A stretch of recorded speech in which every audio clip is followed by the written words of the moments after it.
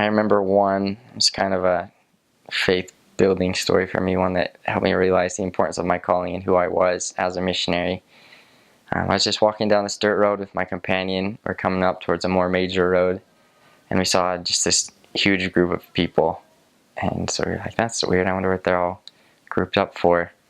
And so we kind of ran up to see, and there had been a motorcycle accident. It was just two girls on a motorcycle. I don't know why they crashed. They probably just, slid and crashed. It was a rainy day, the road was wet.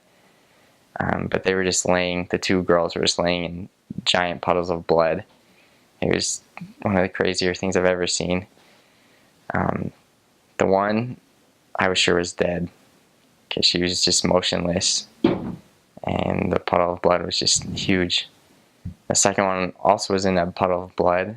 She was kind of leaning up on her side, just in shock, obviously very, very dazed. And no one knew what to do. No one had any idea what to do. Same with me and my companion. We didn't know what to do. But that's probably about the time that I realized I could probably help them more than anyone else there. And so, I got scared.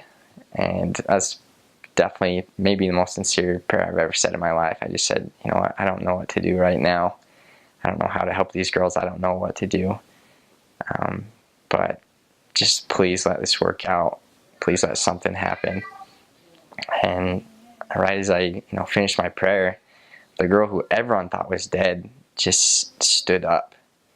She just stood up, and she almost fell down. People grabbed her, and once they knew that they were both alive, they just threw them in a tricycle, and they just ran them to the hospital. So we didn't really have to do anything, and I don't feel like I did anything to help them. But it just helped me to realize, I'm not just a 19-year-old kid in the Philippines running around sharing about Jesus Christ, but we really are servants of Jesus Christ, and we need to be ready always and worthy of His Spirit, worthy of His power and His authority.